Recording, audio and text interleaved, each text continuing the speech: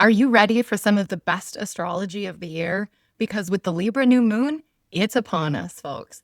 And Libra season may be almost over, but the Libra New Moon is bringing us some sweet new beginnings. I'm Whitney Kranz, your mystic sis, your astro bestie, and it's my God's given duty to translate the otherworldly wisdom of the cosmos into down-to-earth insights. And this place where we gather here, the House of Good Spirit, is a place to hold our hopes, our dreams, and our wishes for the future. We examine every other week the lunations and the planetary shifts, and it's all to integrate our own growth. Now, if that sounds like your thing, go ahead, like and subscribe. You know what to do. I am so excited to be starting this particular episode with something we haven't done in a few episodes, and share a story from our community. We have a story from the recent Mars-Pluto square to share.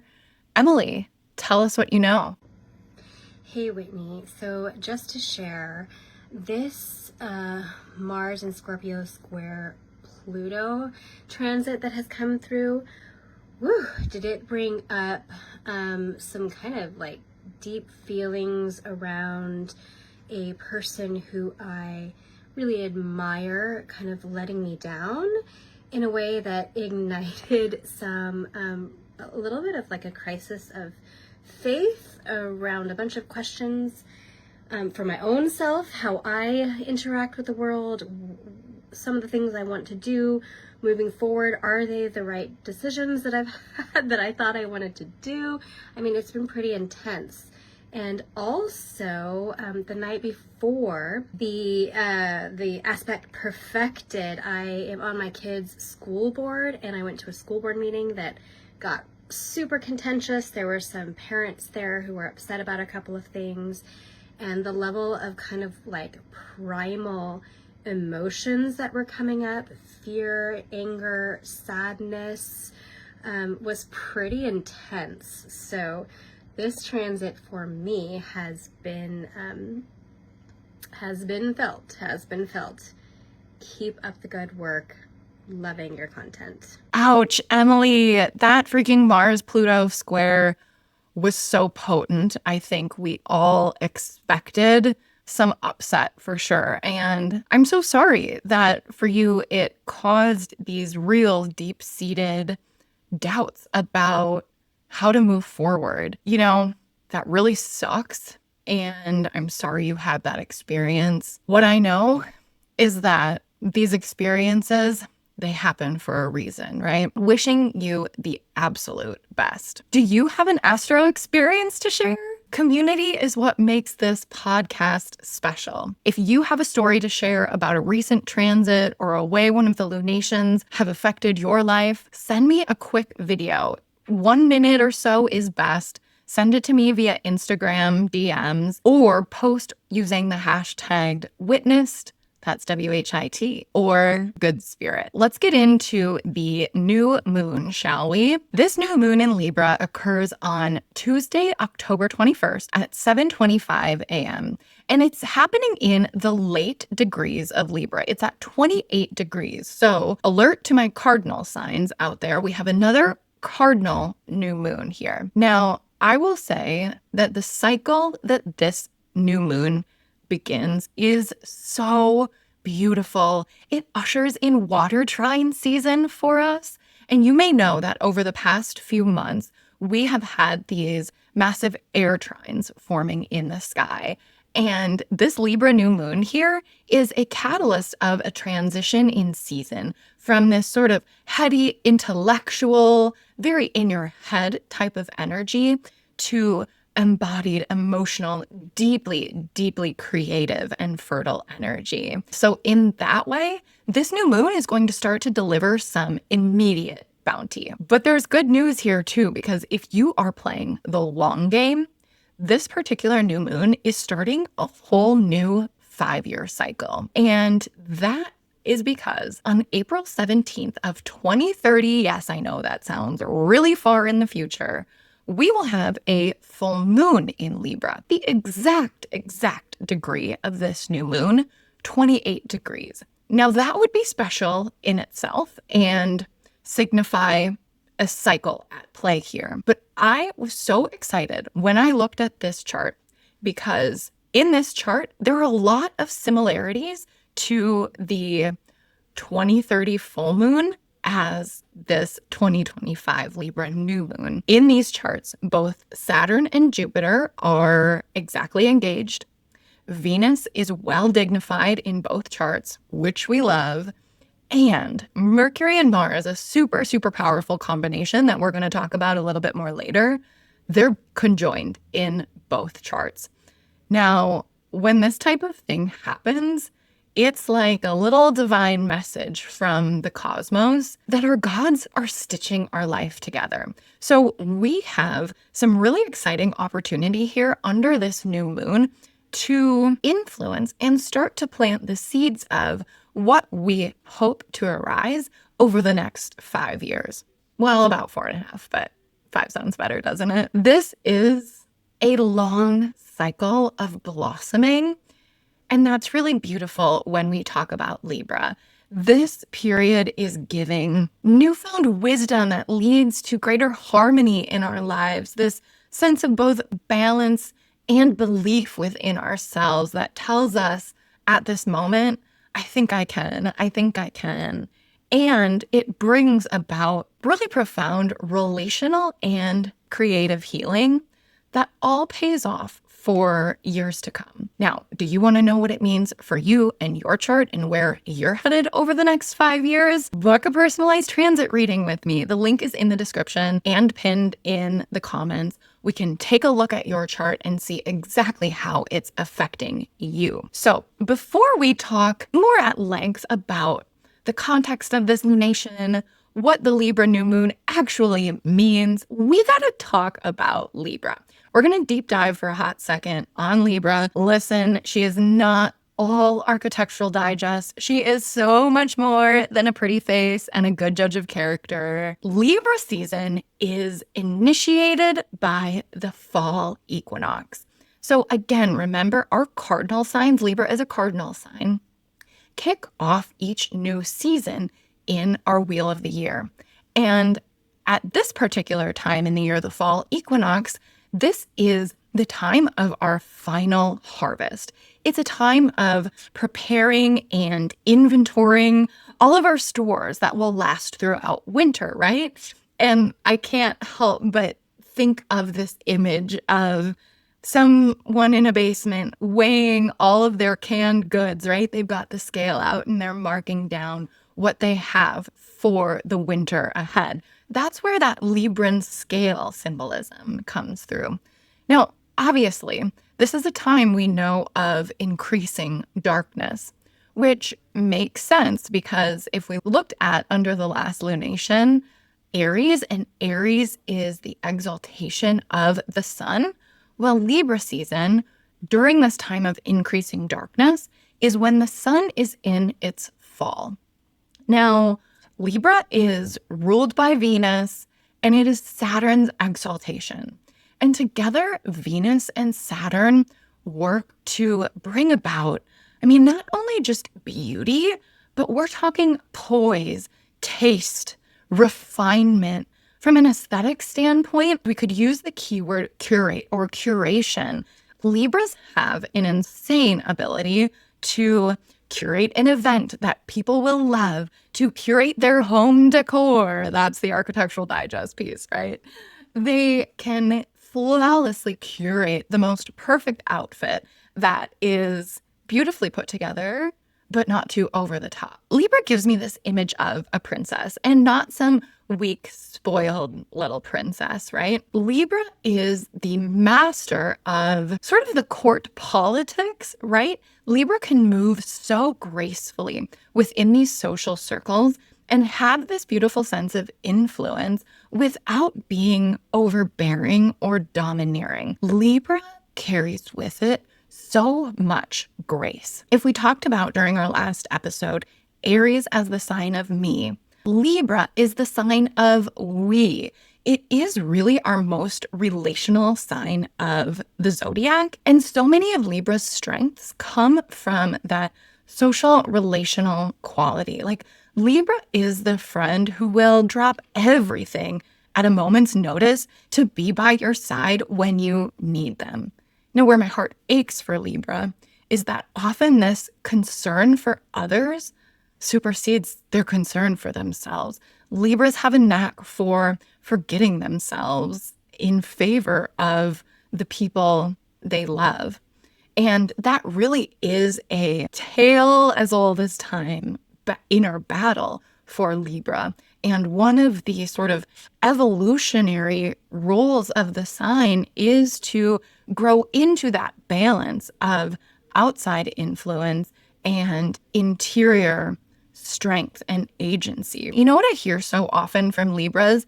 You're like, hey, what do you want to do tonight? Where do you want to go see a movie? Where do you want to go out to eat? And Libra's response is, I don't know, what do you think? Or let's just do whatever you want, right? In that response, that's such a good way that the sun in its fall here also is represented in the Libra traits and archetype, right? Like, oh, I'll forego my own ego to make sure that you are happy, that the group is happy, right? This can also sometimes for Libra represent in decision fatigue, right? When at your nature, like the scales, you are weighing the positives, the negatives, the potential good outcomes, the potential bad outcomes. It can all feel a little heavy. Both sides of that scale can feel just a little too heavy, but at its heart, because of Venus's influence, Libra is most simply one of the most caring signs out there and one of the best friends that you can have. So my Libras out here, do these themes resonate with you? Where is Libra in your chart, guys? Where is Venus in your chart? That will show you how the Libra area of your chart resonates. Tell me in the comments below. So now that we know a little bit about Libra, let us move to the context of what is happening here under this Libra new moon. Context is everything, people. And if you're learning astrology, studying the context in depth of each lunation, of each transit, of your own chart, right? Natal context will make you so much better at being an astrologer. Being an astrologer is like being a detective, right? We're like always hunting out these little clues to magnify them and understand the meaning behind them. So that's why in every episode, I don't just jump right into what the heck this Libra new moon means. We have to talk about the context. So let's talk about it then. If the ruler of Libra is Venus, well, we can plainly see in the chart here, our ruler Venus is at home in her luxurious, tastefully decorated palace. And we love this. This is a big deal. You know, Venus has now, since October 13th, been in Libra, moved out of Virgo, where she doesn't do so well, where things just get a little too nitpicky for Venus to really enjoy herself. And so Venus being back home in her sign is really, really important and really lends a beautiful air to this new moon, maybe one that's even indulgent. Now, you'll notice as well, if we look at the bounds here in the chart, that this new moon is in Venus's bound, right? So we're doubling down on Venus's dignity and influence here. Now, the other ruler of this new moon is Saturn. And what's really interesting about Saturn's placement here in Pisces is that this place, 26 degrees, is basically the same place a degree from, it was 25, where Saturn was under our April Libra full moon.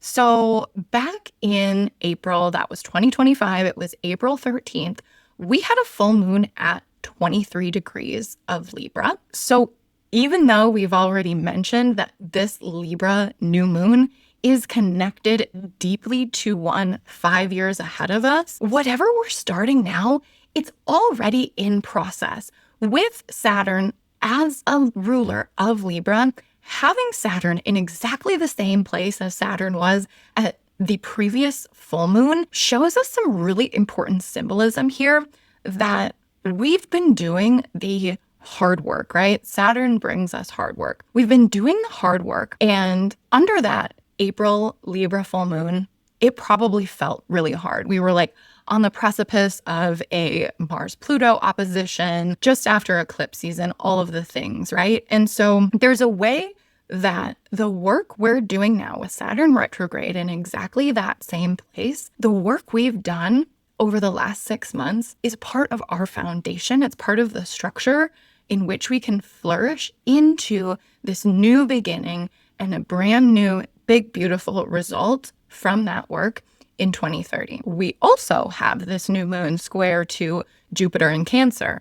Meanwhile, Saturn and Jupiter are also in a trine, right? And listen, this is a square to Jupiter. Squares are what we call a hard aspect, but I'm not mad about a square from a benefic here because it's showing that tension of growth, right? That's all a square is. While it may be a little loud because it's Jupiter and Jupiter makes things loud, this moon is also taking place in Jupiter's decan, in the last 10 degrees of the sign of Libra that belong to Jupiter. So again, there's like a little bit of reception or dignity here under this particular square. And I will say that that is another thing that ties this new moon in Libra to last April, 6 months ago, full moon in Libra. It was in the same decan, right? So we're seeing all of these threads weaving together, the divine wisdom that's pulling us forward on our path. And I think that's really beautiful. We have talked about before on this channel that what Jupiter in Cancer is doing is really about healing the Cancer area of our chart. And there's a little sneaky T-square here with Chiron in the picture too, right? Chiron is opposed to this new moon while Jupiter is squaring them both. We call that a T-square.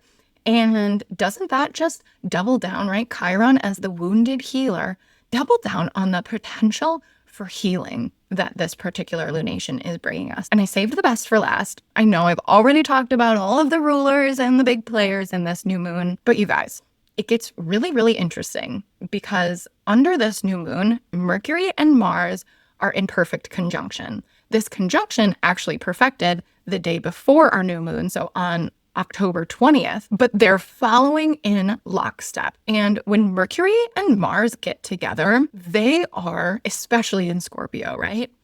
The ultimate in strategy, in cunning. It's like the special ops force, right?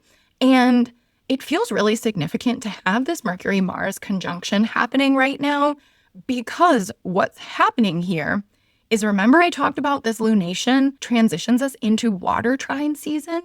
Well, this Mercury-Mars conjunction is the catalyst for the transition from air trine to water trine, because it's Mercury and Mars who together in the coming weeks will perfectly trine Jupiter, perfectly trine Saturn, and form those gorgeous water trines in the sky. And then every other planet who enters Scorpio, the Sun, Venus, will help continue to form up those water trines and keep them alive all the way through November and into mid-December. What this feels like is a discovery. We've found the solution. We have found a creative solution that gets us out of our heads and into the process of actually forming something, because water is the element that gives life. In that way, water is a creative energy. It is not just emotional. Sure, this time might bring about some heightened emotions, but there is a huge impermeable sense of fertility to this time. So now that we know the context, what does it all mean? And let me ask you, does your 5-year plan include more balance, more harmony, stronger relationships, deeply motivating and genuinely inspiring creativity? Well, I sure hope so, because it looks like it under this new moon. If we're talking about themes here, this theme, the first theme, is actually a question. And at the risk of sounding like we're in a job interview right now, what is your 5-year plan? Because this is that divine timeline at work that we've been discussing throughout this whole episode. This is a beautiful creative opening that you better be manifesting under. And we'll talk a little bit more about that too. But this is such a ripe time of possibility. And listen, like, I think it's just going to feel good too. And after a hard year of astrology, quite arguably, we need this. We need this feel good pep in our step. And what resonates for me under this new moon is the concept of amor fati, or that is, in other words, the love of one's fate. Because this moment feels like a fated step on the path of becoming. And fate is a funny thing. Astrology teaches us this because, yes, we can accept our fate at the same time that we influence our fate. And that, to me, is what the concept amor fati is all about. That we can love our own fate because we have a role in it. I also think that this lunation just feels good. I mean, it's in Venus's bound, Jupiter's decan, so it's highly benefic. And so in that way, if we talk about our second theme here, it's basically, folks, work smarter, not harder. That can be hard to get into your brain, especially under a Saturn-ruled sign. But with Saturn retrograde right now at that exact same point where it was under the first full moon in Libra this year, I wonder if we're not learning this lesson, if that's what's brought us back to this place of working smarter rather than harder. And that's also present in that Mercury-Mars conjunction we see, right? It's like the strategy it takes to continue to grow, but while also dialing back. And such a good Libra word in general is refinement. And so we can think about this concept as like refining our habits, refining the way we work. We are uncovering what works best for us. We are uncovering how we can be most creative and generative. And you know what? Creativity needs space. Inspiration flourishes in those bored, quiet moments, right? We need that space to open up our ability to create. And we need that space in order to receive. And I know this is something that since Jupiter has been in Cancer, and specifically since Venus conjoined Jupiter in Cancer, I've been working so much with the idea of how important it is to strengthen your receiving muscles rather than your striving muscles. It is the age-old tension of ego and will versus acceptance and receipt. And so I think that there's a way in which, as we're learning to work smarter, not harder, that more is not always better, that there's a quality of receiving to this, that maybe we can take a step back, take a deep breath, rest a little bit, and allow space to receive rather than strive. We've talked about the decan of this new moon. This decan is represented by the Four of Swords in the Minor Arcana. And this can be, when people see this card, it can be a little scary, right? Because it's literally a knight laid to rest on a tomb. But the magic of this card is actually represented in this beautiful stained glass window behind the knight. And in that stained glass window, we see the symbolism of, creativity and generativity that we've been talking about, but it just kind of puts an exclamation point on this whole theme, right? That when we lay ourselves to rest, literally just for a nap, we're not, no, not that. When we allow ourselves the space to rest, we can flourish in our dreams and ideas for the future, which we didn't even really know we had. In this air of taking a step back, receiving what is ours, it brings up an important point that leads us to our next theme, that we need to believe in ourselves. How does the saying go? It's like, if you think you can, you're right. And if you think you can't, you're right. That's the theme here, right? If we think we can, we think we can, we think we can, like the good little toaster, right? If we believe in ourselves, then that inherently gives us the ability to envision the type of future that we want to create. And at the same time, there's a balance here because we also have to recognize our ego. You know, those negative thoughts that run through your head, those thoughts that say, I don't think I can. Those thoughts are our ego talking to us. Our ego does not rule us. It rules some people, but our ego should not rule us. And so we need to recognize the difference in our true self and the words our ego may put into our brain. And this takes a lot of balance to do, right? Like, it's okay to have a healthy ego that drives us forward on this path, but we need to balance that with the belief in ourselves. And as we're believing in ourselves, we're also able to believe the best in others. And if there is one theme to a Libra new moon, it's the potential for relational healing that it brings. There's so much potential for healing in relationships and creativity under this new moon. It's like off the charts. Take this time to gather support from the people around you, but also support those you love, right?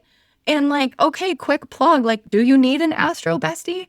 Do you have people who speak astrology in your life? Like, if you don't, hi, that's me. I'm your astro bestie. You know how to find me, and let's connect, right? Like, we need to support each other in order to move through these times into new beauty, peace, harmony, and all of the above. So now's the point where we're going to talk about integrating this, right? Because integration is everything. I have several journal prompts for you. I really went ham on this one. I've got like 8 of them. So, you know, you can mute me and just take a screenshot of the screen here because I'm going to show them all to you. But there's so much juicy potential that we got to journal about it. So let's talk about them. If I imagine my life in 5 years with more balance, more beauty, and more harmony, what does it look like? Where in my life can I trust divine timing instead of forcing outcomes? How can you embrace amor fati, the love of your own fate, while still shaping your future? Where in your life might less actually create more space for creativity and inspiration? And what's one area of life where you're ready to say, I can, and truly believe it?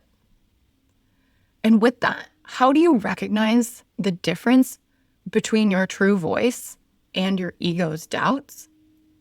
And finally, who are the people that inspire and support your creativity? And how can you nurture those connections? How can you open yourself to receiving more love, more support, more inspiration from your community?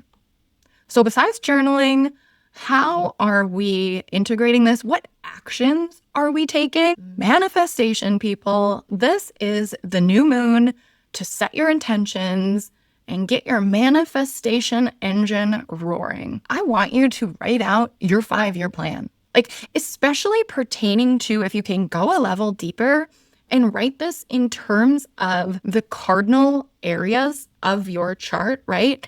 Where do Capricorn, Cancer, Aries, Libra lie in your chart? What houses are those? What has been at work in this area that you're ready to grow over the next 5 years? And do those journal prompts. That will help. But that long range vision is so important under this new moon. Now, it's Libra. So you know we're going to treat ourselves as well. Like, we got to get our self-care on. So Libra rules in medical astrology the skin and also the kidneys, right? The kidneys flush toxins out. And I love bringing both of these together with like, okay, go get a facial, right? But if you do not do gua sha yet, please start. It is the most beautiful, relaxing, wonderful practice. That's the practice of taking a special shaped stone along your face, along your jawline, along your cheeks, your eyes, your forehead, your jowls, all of the things. I do it every single morning,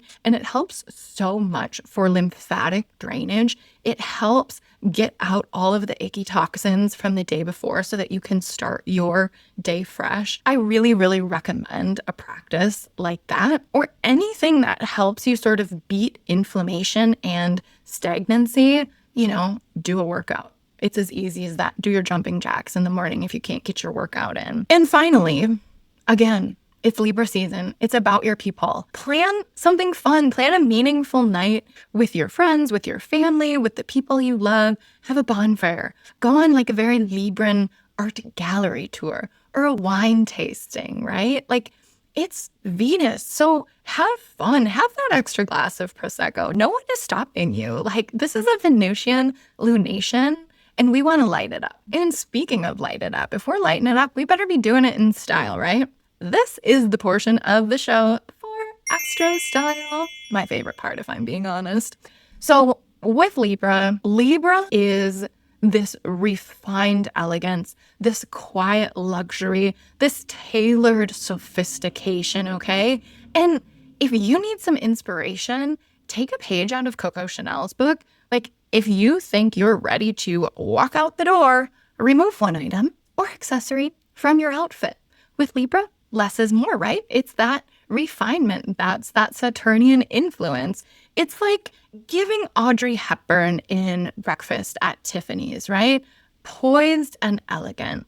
We like black and white for Libra season, right? Maybe a stripe, maybe a polka dot, but I would lay off any of the other prints out there. If you want to include some color, although black and white is so Libra and it's that Saturn Venus thing happening, right? Primary colors are also a good move. So you're looking at royal blue, red, and yellow, right? Libra rolls the skin, so show some. Get a little sassy with it. The silhouettes that work really well for Libra are, like, again, very tailored. I'm thinking cigarette pants, a sheath dress, lightweight knits in general. Twin sets are back, like a little shell and a little cardigan that matches. That's perfectly Libra vibes too. So, don't forget though, you can have fun with it. Just, don't go too over the top for Libra. If it sounds like I'm excited about this new moon, it's because I am. It is ushering in such a sweet season of creativity that we all desperately need. And at the same time, it's catalyzing this fresh 5-year cycle in the cardinal area of our charts. And I got to plug it again, because if you'd like to work on what this means for you, according to your specific birth chart, that is why I do this. If you have made it to this far in the video, I will tell you a secret. It is not my dream to be a content creator, right? It is my dream to be your full-time astro bestie, okay? So please come visit me. And remember to also, in that same vein, share your stories with me. If you have a story from this lunation, the Aries full moon we just had, or any of the other big transits that have happened recently, I want to hear your stories. You can send those over to me on Instagram via DM. With that, thank you for joining me in the House of Good Spirit. The biggest, most beautiful Libra new moon blessings to you, my friends.